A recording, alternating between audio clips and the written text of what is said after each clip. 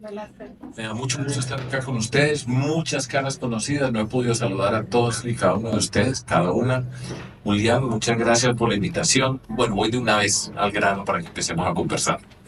Y quiero dividir mi presentación en tres segmentos. El primero, algunos de ustedes me pueden haber escuchado en alguna entrevista o personalmente, pero creo que tiene sentido retomando lo que decía Julián, que yo sé persistir. Y entonces, como evidentemente sé persistir, quiero hacer una pequeña reflexión acerca de los aprendizajes que he tenido en esta vida pública. Me gusta empezar así. Repito, algunos de ustedes me pueden haber escuchado, ténganme un poquito de paciencia, pero me interesa compartir esa pequeña reflexión que quiero hacer después de llevar 25 años en la política. Yo no pertenecía a este mundo, como la mayoría de ustedes saben. Yo vengo del mundo de las matemáticas, de la ciencia, siempre profesor, y cambié de vida hace 25 años. Son muchas las cosas que he aprendido, mucho lo que he descubierto, y particularmente en los 2 últimos años he tenido la oportunidad de reflexionar acerca de todo este recorrido. Yo soy profesor en el TEC de Monterrey, soy profesor de liderazgo público, y en esa condición he tenido el tiempo para revisar, mirar, analizar todo este camino, todos estos años tan maravillosos que he vivido con tantas personas de quienes he aprendido. Entonces quiero empezar con esa reflexión inicial. Lo primero que quiero decir es, porque además seguramente ahora me van a preguntar, dentro de estas cosas naturales dentro de la política, cada uno de nosotros tiene un camino en la vida, no lo hace ni mejor ni peor, pero cada uno tiene su camino. Cada uno de nosotros crece en un contexto familiar, se desarrolla de una manera u otra, y eso lo reflejamos permanentemente en las situaciones que enfrentamos. Entonces, quiero empezar diciendo la razón por la cual yo entré a la política hace 25 años. La inspiración inicial fue Antanas Mockus, en Bogotá, donde yo era profesor, en los Andes, en la Universidad Nacional, donde la lección más importante que aprendí de Antanas Mockus fue: se puede hacer política diferente. Y eso para mí fue muy importante. Yo nunca pertenecía a un partido político tradicional. Mi papá siempre me decía que nos metiéramos al Partido Liberal y que los jóvenes lo cambiábamos por dentro. Yo siempre le dije: no, papá, eso es imposible. Pero lo que nosotros, y tiene que ver con la forma de acercarse a la política, es desde la perspectiva de la construcción de un movimiento cívico, independiente, alternativo, por un camino distinto, otra forma de relacionarnos con la sociedad, otra forma de hacer presencia en lo público. Eso es lo que yo represento y ese fue el camino que escogimos. Y rápido, para señalar un par de elementos que son importantes. Yo ya he sido candidato presidencial 2 veces, soy el único entre toda la cantidad de personas que han pasado por acá y van a pasar por acá que tiene esa experiencia. Además, fui candidato a la vicepresidencia con Antanas Mockus en el 2010 con la Ola Verde. Entonces, el camino es distinto, el camino mío es distinto, la experiencia mía en lo público es diferente, y un par de reflexiones acerca de eso. Empiezo por el 2022, la coalición que se llamó Centro Esperanza, con un montón de personas que ustedes conocen, y fue un gran fracaso. Un fracaso electoral gigantesco, fracaso en todos los sentidos. En lugar de ponerme a hablar de otras personas y a culpar o no culpar, lo que yo decidí fue hacer una reflexión personal. ¿Qué me corresponde a mí dentro de todo lo que yo viví? Y la reflexión más importante es: yo perdí la identidad política, y estoy hablando en primera persona. Es reflexión mía, íntima. ¿Y qué significa perder la identidad política? El camino que yo traía, la forma como habíamos construido lo que habíamos construido, era un camino muy diferente. Y al estar en esa coalición, pues yo perdí precisamente todo lo que habíamos construido, lo que representábamos en ese momento. Y el peor error que uno puede cometer es perder la identidad en cualquier instancia donde uno esté. Yo la perdí. Y fue un gran error, lo considero, lo asumo, de buena fe, en fin, pero eso fue una lección muy importante. Y eso me sirve para ilustrar por qué en el 2018, donde por cerca de 200,000 votos yo no pasé a la segunda vuelta, ahí no había perdido la identidad. En el 2018 yo era el profesor. En ese 2018 nos juntamos unas personas. Claudia López, en ese momento yo la escogí para que fuera mi candidata a la vicepresidencia de la República. Jorge Robledo encabezaba una lista por el Polo Democrático al Congreso. Antanas Moku representaba otra lista, y éramos 4 personas, estoy simplificando enormemente, pero sirve para entender la argumentación, éramos 4 personas que no habíamos estado en el contexto de lo que ha sido el poder en el país, alternativas en la política, otros caminos, y por nada, por 200.000 votos, no pasé yo a la segunda vuelta. En ese momento eran Duque y Petro, pues fueron quienes pasaron a la segunda vuelta. Una pequeña reflexión ahí con respecto a eso, y un tema que es muy importante en la política y lo vemos todos los días, la plata. A algunos de ustedes les he comentado yo un hecho que habitualmente no se menciona. La campaña mía en el 2018 costó 10.000 millones de pesos. Y yo les puedo garantizar a ustedes que nunca, siendo yo candidato, ha dejado de faltar un peso que no esté registrado allá. Nunca he recibido plata en efectivo por acá, nada, todo ha sido registrado de acuerdo a las normas. Las campañas de Duque y Petro en ese momento costaron cada una 24.000 millones de pesos. Son 14.000 millones de pesos de diferencia para 3 meses, que es el periodo formal de las campañas. Además, ellos habían tenido consulta, que es otro recurso que se puede gastar legalmente, no estoy diciendo nada ilegal, ni siquiera asumiendo nada diferente, pero la plata es muy importante. Y la capacidad, por ejemplo, para llegar a muchos lugares es una de esas reflexiones que también yo he hecho. Entonces, en el 2018 éramos una expresión alternativa, cívica, independiente, que está asociada con el transcurso dentro de la política. Entonces, esa reflexión la quería compartir con ustedes, porque muchos me van a preguntar cuándo se van a juntar, que es una pregunta que está en la mente de muchas personas, por qué no se juntan, pero tengo y quiero reiterar lo que cada uno de nosotros no hace ni mejor ni peor, pero representa en el contexto político, que es muy importante para lo que estamos construyendo y lo que viene para nosotros en Colombia. Yo voté en blanco en 2 oportunidades, en el 2018, en el 2022, está por escrito las razones. Yo no me cabe ningún insulto más por haber votado en blanco, pero tranquilidad, yo creo profundamente en una expresión que son los medios los que justifican el fin. Yo he dicho una y otra vez y lo repito, yo prefiero perder a ganar haciendo trampa. Yo no creo en el todo vale, que es una expresión de lo que estamos viendo hoy en Colombia, es una demostración explícita de la forma como se llega al poder, así se gobierna. Y hoy lo estamos viendo en vivo y en directo, lo que significa cómo llegó el señor Benedetti al poder con el presidente Petro, los videos, los audios que significan cuántos recursos consiguió, que si él habla todo esto se cae, y hoy está al lado del señor presidente de la República tomando las decisiones más importantes del país. Eso es una ilustración para mí contundente de lo que he venido repitiendo una y otra vez. Yo creo profundamente en lo que estoy diciendo. Creo que nosotros tenemos que cambiar la forma de la política. Creo que se puede hacer política sin hacer trampa. Creo que no es ese tema que se discute tanto, que la política es el arte de tragar sapos, pues hay ciertas cosas que uno puede tener en discusiones, confrontaciones, etcétera. Pero eso de buscar un camino ilegal para ganar, pues los costos los estamos viendo todos los días y los vemos en este gobierno y los vamos a ver hasta el último día de este gobierno. Esa es un poco esa reflexión. Otra que me gusta hacer y es un error también cometido por mí, que fue no entender la dimensión de lo que son las redes sociales. La mayoría de quienes estamos aquí no somos nativos digitales, no nacimos en ese mundo. Yo particularmente siempre tenía animadversión al mundo de las redes, lo consideraba un mundo medio trivial. Diga usted en un minuto su propuesta de educación para cambiar a Colombia. Siempre me sentía incómodo y nunca lo entendía. Gran error que cometí yo.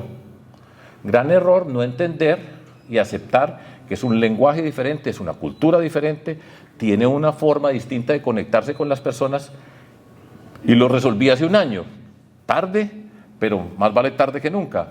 Y entonces puse todos los prejuicios a un lado, me dispuse a aprender este nuevo lenguaje, la cultura que hay asociada con este nuevo lenguaje, y ha sido para mí una experiencia maravillosa. Entender algo que no entendía, les comento un par de cosas nomás para explicar qué he descubierto en ese mundo. Uno es, yo pensaba que en el mundo de la polarización, las redes sociales pues es el espacio preferido para esa confrontación. Gritar, agredir, maltratar, insultar a alguien. A mí me dicen todos los días, ya cada vez menos, pero siempre me han dicho tibio porque yo no salgo a madrear a nadie, a insultar a nadie. Tiene que gritarle a alguien para que vean que usted sí es valiente, que tiene lo que ustedes ya saben que se refieren habitualmente, todas esas cosas. Y yo pensaba que en ese mundo era imposible participar, porque no se podía escuchar una voz diferente como la que es la mía, lo que he descubierto este año es que sí se puede participar, sí se puede escuchar la voz, sí se puede hacer una política diferente, sí se puede ser coherente y consistente con lo que yo represento, con lo que estoy seguro más de una persona acá ha compartido conmigo y en muchas otras partes hemos compartido, y sí se puede hacer y sí se puede escuchar. Y la magia de todo esto es cómo a través de esas redes se puede llegar a tantos lugares que era físicamente imposible asistir. Yo aprendí a hacer política caminando en Medellín. Lo que yo he caminado no está escrito, pero ese caminar se queda corto al tener que interactuar con múltiples dimensiones por todo un país y a una cantidad de públicos que habitualmente no se encuentran. Descubrir eso para mí ha sido un gran descubrimiento durante este último año y me ha permitido a mí cambiar yo, hablar diferente yo, entenderme de otra manera y sentir que le estamos llegando a unos públicos que no les llegábamos. Esa es la reflexión que quería hacer inicial con respecto al tema de la política, lo que tiene que ver hoy. Voy a comentar una anécdota que también me gusta compartirla, y es la siguiente. La voy a poner con María Ángela, que María Ángela debía haber venido de acá, pero no se pudo en este momento. Y la cuento con una anécdota que a mí me hace reír, y es la siguiente. Un día yo estaba haciendo una entrevista y me dice, estás hablando muy duro, me dice ella a mí. Entonces yo le digo charlando, mira, es que nosotros los paisas venimos de unas montañas con las hachas, todo eso, había que gritar en las quebradas, ojo, todo eso. Y aquí en la sabana de Bogotá, pues, las indígenas se untaban oro y se iban a bañar a una laguna, aquí nadie gritaba. Pero yo vengo de otro mundo. Pero lo que ella tenía la sensibilidad correcta y es que estaba hablando más duro. ¿Y qué es lo que he descubierto? Que en el mundo de las redes, si yo hablo un decibel más alto, la gente escucha de una manera distinta. Yo puedo estar diciendo lo mismo en este nuevo lenguaje, pero es impresionante ese mundo. Yo no sabía esto, ni fue que lo diseñé. A partir de ahora voy a empezar a hablar más duro. Yo he tenido buena voz en general en la vida, pero descubrir que subiendo el tono un poquitico la gente dice, ¿cuál tibio? Mire, se calentó Fajardo. Bueno, así es la vida, pero vamos bien. En segundo lugar, esa era la introducción que quería hacer. En segundo lugar, un comentario rápido acerca del 2026. Yo he dicho, lo creo totalmente, no lo pensaba así hace un tiempo, pero hoy lo creo con contundencia. El 2026, el nuevo gobierno va a ser el más difícil que nos ha tocado a todas las personas que estamos aquí sentadas y que vivimos hoy en Colombia. El gobierno de César Gaviria, por ejemplo, pues fue un gobierno muy difícil lo que le tocó a él. Pero en cierta medida, pues todos teníamos miedo de una manera u otra y el presidente era quien nos estaba protegiendo y todos, repito, estoy simplificando enormemente, todos estábamos apoyando al presidente. No era que el país estuviera dividido, sino todos lo apoyábamos con miedo. Duro le tocó a él y estoy seguro pues que fue muy complicado la cantidad de decisiones que él tuvo que tomar. Pero en este 2026 vamos para una Colombia amarga, dividida, fracturada, con miedos, con resentimientos, con muchas rabias. Ese terreno vamos a llegar allá y todos los días estamos viendo cómo desde el gobierno nacional se está promoviendo ese escenario que es además, considero yo, el que más le conviene, más le gusta al presidente Petro y donde mejor se desempeña, que es en el de la confrontación permanente. Esa Colombia, cuando lleguemos al próximo gobierno, voy a mencionar 2 o 3 puntos para después en la etapa de preguntas profundizar en algo que ustedes quieran. Esa Colombia en el 2026 va a ser una Colombia amarga muy difícil de manejar, muy difícil. Los temas sociales, bueno, ustedes acá en Cali vivieron la dimensión de lo que es el estallido social. Esa dimensión no está perdida en Colombia y está...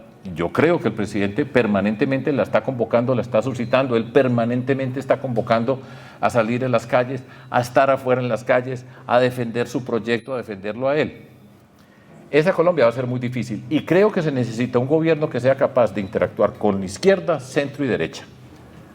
Tenemos que entender la dimensión de temas que han estado alrededor de este gobierno, que nosotros tenemos que reconocer, entender la dimensión de las desigualdades sociales en términos individuales y en términos regionales, que hay que atenderlos porque existen y están latentes.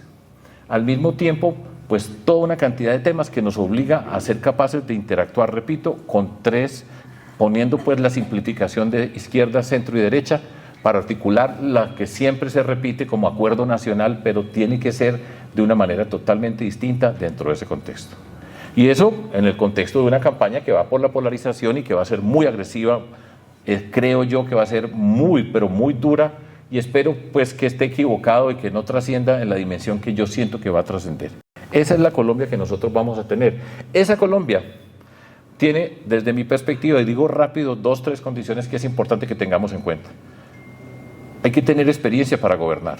Gobernar, como ustedes saben, es muy difícil. Gobernar no es fácil, armar equipos, entender la dimensión de los problemas, y vamos a necesitar un gobierno, desde mi perspectiva, con personas con experiencia de esos mundos, que en todas partes hay personas valiosas en todo este espectro político, con experiencia, porque muchas cosas de las que no se ven es cómo se ha resquebrajado es la institucionalidad en Colombia en las diferentes áreas.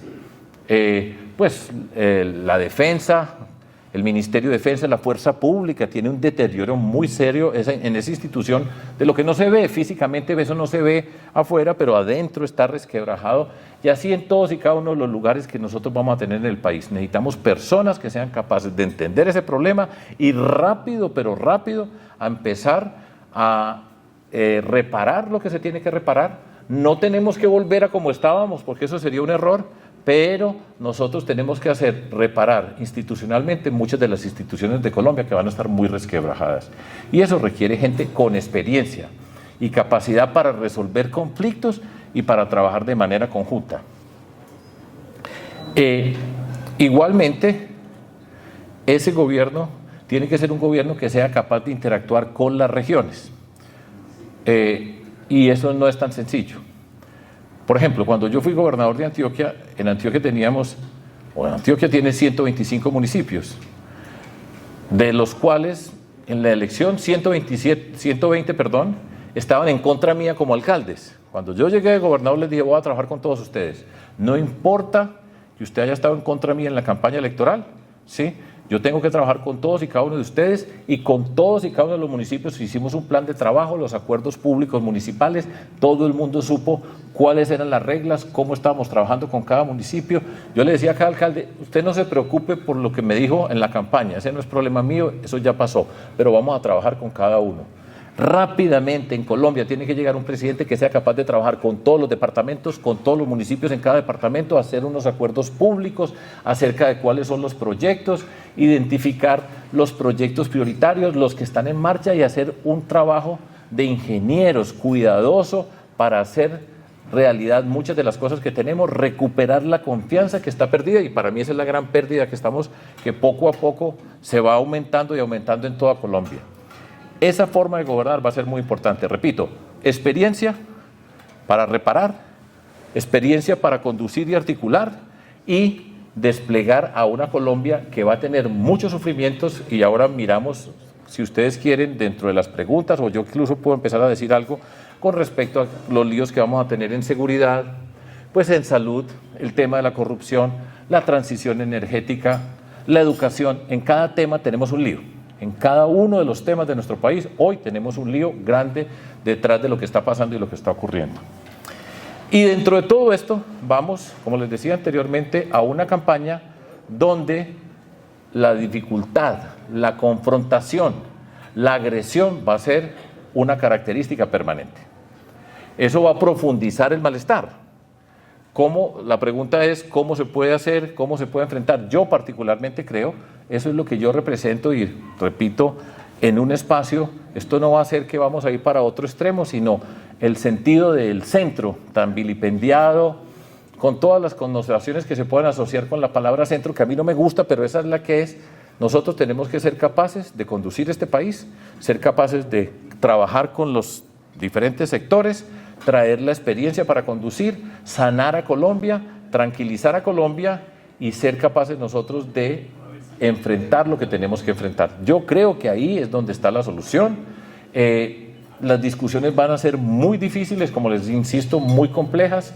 En términos personales, esta es con una gran probabilidad mi última campaña. Digo, seguro que es la última campaña, y esta sí va a ser la tercera, es la vencida, lo que he dicho, y por eso me río.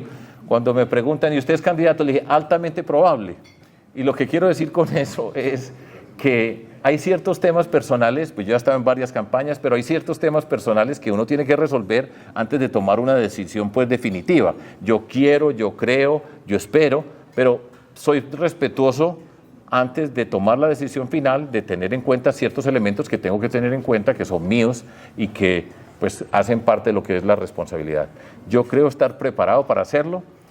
El caso mío dentro de la política es único, no porque yo sea especial. Yo sé que habitualmente se dice, o en muchas partes dicen, el problema es el ego de Fajardo. No es el ego, ya les expliqué a ustedes de dónde viene. Cada uno tiene su camino, su recorrido, qué es lo que ha construido, cómo se ha relacionado con el mundo, cuál es lo que nosotros le hemos aportado a este mundo, y uno tiene que hacer valer lo que significa, lo que lo hace único, lo que lo hace diferente dentro de este contexto colombiano. Falta probar la alternativa nuestra. En el 2010 con Antanas Mocus tuvimos la Ola Verde, sí, que fue una aspiración y fue una movilización colectiva en el país que abrió muchas puertas. Desafortunadamente el Partido Verde, pues ustedes ya saben la historia, pero yo hago parte de ese capítulo, de esa Colombia que creo profundamente, que creemos en una política con principios, que creemos que se puede transformar, que se puede construir sobre lo construido, que rompe el esquema tradicional de la política donde se tiene que ser de esta manera porque si no es así no se puede, que es para mí uno de los grandes problemas de todas estas contradicciones que tenemos. Digo, no sé, Julián, si paro acá y empezamos a hablar de los temas por preguntas o hago yo una breve síntesis de cada uno de los temas de manera que lo tengan ustedes como parte de las preguntas. Listo, voy. Entonces, empiezo por un tema pues que está en todas partes, que es el tema de la seguridad. Está claro, yo creo pues que no hay ninguna duda acerca que ese concepto de paz total se ha convertido en un caos total.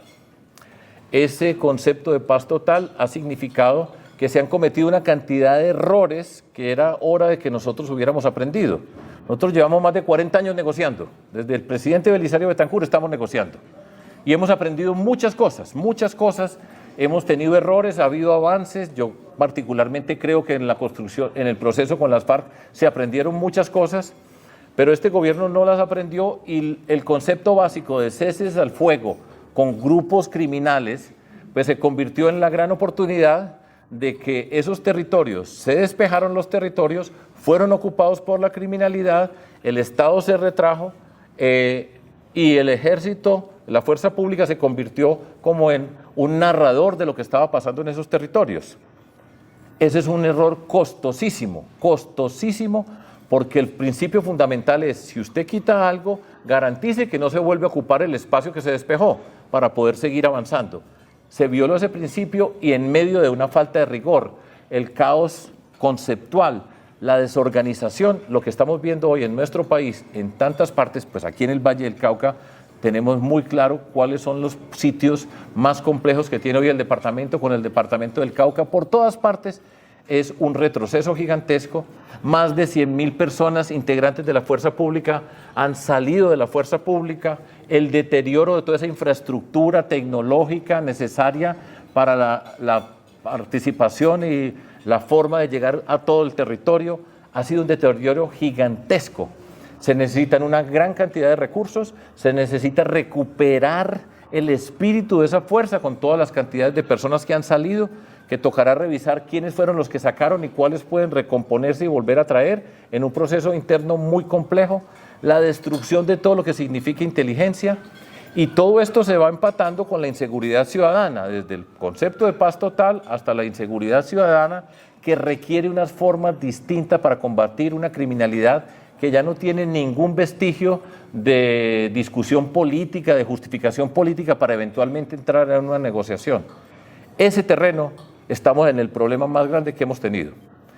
¿Cómo se enfrenta? ¿Cómo se adecúa para los nuevos tiempos? Repito, esto ya no es lo mismo que teníamos antes, es una criminalidad que tiene conexiones internacionales, que en los espacios locales van construyendo sus propios grupos y que se están articulando todos en toda Colombia. Tenemos un reto gigantesco para enfrentar ese tema.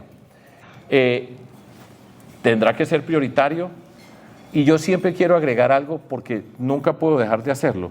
Yo tuve la experiencia de ser alcalde y de ser gobernador y trabajar con la fuerza pública, conducir lo que significaba la seguridad en cada uno de esos espacios, en Medellín y Antioquia.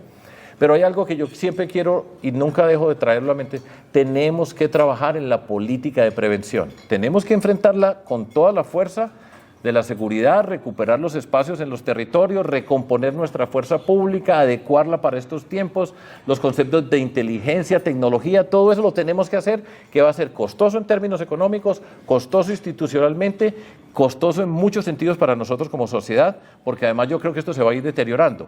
Pero nunca dejemos de pensar, por lo menos que quede este mensaje: tenemos que prevenir, y la prevención tiene que ser fundamental en toda la política que nosotros hagamos. Siempre me hago la pregunta: ¿por qué este muchacho llegó allá? ¿Por qué entró allá?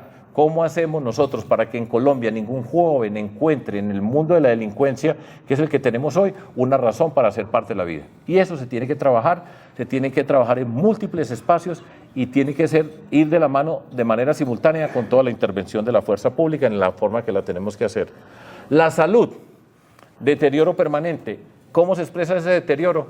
Sencillo: la imposibilidad o cada vez más difícil conseguir una atención médica.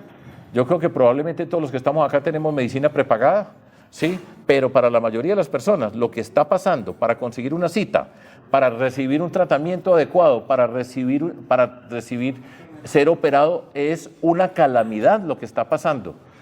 Hablaba con una persona del sector de las farmacias que me decía: nos está yendo mejor que nunca. Le decía: ¿pero cómo así? ¿Cómo puede ser? Porque la mayoría de las personas les está tocando pagar de su propio bolsillo, pagar por las medicinas a las cuales tenía derecho dentro del sistema de la EPS. Entonces esa es la manifestación directa de la crisis de la salud, en la falta de la atención a los servicios y los costos asociados con eso. Ahora se está viendo tangiblemente. ¿Qué tenemos? No sabemos. Hay un punto fundamental dentro de todo esto: tenemos que ser capaces de hacer regionalización, no poder convertir, porque en Guainía pasa algo, pensar que la solución para Guainía es la misma para todo el país y utilizarlo como una excusa para deteriorar todo el sistema. Tenemos que mirarlo regionalmente. Se pueden hacer muchas cosas, pero hay un punto fundamental que vamos a tener que decidir y no se ha decidido, y tiene que ver con las EPS, la gestión del riesgo financiero. Ese es el punto central dentro de muchas de las discusiones que vamos a tener nosotros en el mundo de la salud, que no sabemos cuál es. Ese es uno de los problemas ahora, porque muchas veces me dice: ¿cuál es la propuesta? Y le digo: no sé cuál es la salud que vamos a tener en 1 año y medio. Aquí estamos viendo como más de la mitad de la salud hoy está manejada por el gobierno. La incapacidad para hacerlo, porque además de esto es la capacidad de destruir, pero la incapacidad para construir. Entonces todo se va deteriorando y no hay formas o alternativas para ilustrar qué se puede hacer. Un ejemplo contundente de eso es lo que ocurrió con el fondo, el tema de la salud de los maestros, que está tratado aparte, ¿sí? Son cerca de 900.000 personas, los maestros, maestras con sus familias, y se presentaba como el modelo que iba a seguir Colombia, que en principio era sencillo porque era un grupo pues muy particular, bien focalizado, maestras y maestros, se saben todos y cada uno quién son, todas sus consecuencias, todas sus características, y ha sido una calamidad. Vuelvo y utilizo la palabra calamidad. No funciona por ninguna parte, y ese era el modelo al cual nosotros nos debíamos conducir como sistema para Colombia. El lío ahí es gigantesco el que tenemos nosotros dentro de todo esto, y vamos a entrar el año entrante a cuidados intensivos. Yo no creo que el presidente tenga ni la más mínima preocupación, él como individuo, acerca de cómo va a quedar el sistema de salud de Colombia. Dentro de todo esto, pues la educación, no vale la pena que repita lo que ya sabemos acerca del ICETEX, las promesas incumplidas. Eso hace parte pues de lo que yo he hecho toda la vida, pero el costo asociado con el deterioro de la educación, con la forma de atropellar la educación privada sin entender la necesidad de que sea en un sistema complementario. Yo creo en la educación pública, gratuita y de calidad, no tengo la menor duda, pero eso tiene que ser articulado con la educación privada que nosotros hemos tenido en este país. Es una fortaleza nuestra, tenemos que construir sobre lo construido, ser capaces de incorporar lo que tenemos que incorporar y que no se ha hecho en nuestro país. La transición energética, pues también es relativamente sencillo la expresión, para decirlo en una frase.